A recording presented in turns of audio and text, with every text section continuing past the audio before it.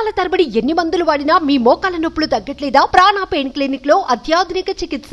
AP మాజీ CM YCP అధ్యక్షుడు జగన్మోహన్ రెడ్డికి బిగ్ షాక్ తగిలింది. జగన్ అక్రమాస్తుల కేసు విచారణ ప్రారంభించారని సీబీఐ కోర్టుకు అత్యున్నత న్యాయస్థానం ఆదేశాలు జారీ చేసింది.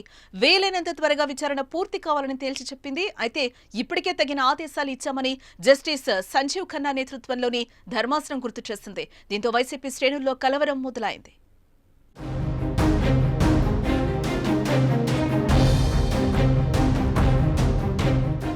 ఉండి ఎమ్మెల్యే రఘురామకృష్ణంరాజు గతంలో దాఖలు చేసిన పిటిషన్పై జస్టిస్ సంజీవ్ ఖన్నా నేతృత్వంలోని ధర్మాసనం విచారణ చేపట్టింది. తదుపరి విచారణను నవంబర్కు సుప్రీంకోర్టు వాయిదా వేసింది.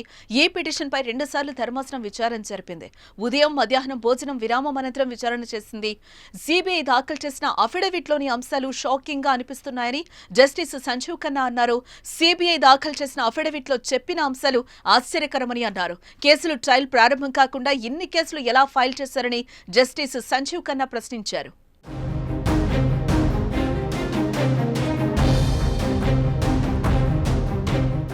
6 జడ్జీలు మారిపోయారు, రిటైర్ అయ్యారని రఘురామ తరపు న్యాయవాది కోర్టు దృష్టికి తీసుకెళ్లారు.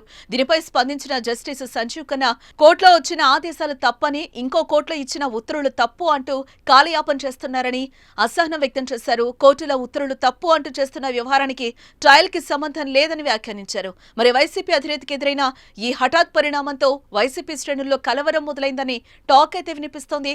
మరి చూద్దాం ఈ కేసును జగన్ ఏ విధంగా ఎదుర్కోబోతున్నారు.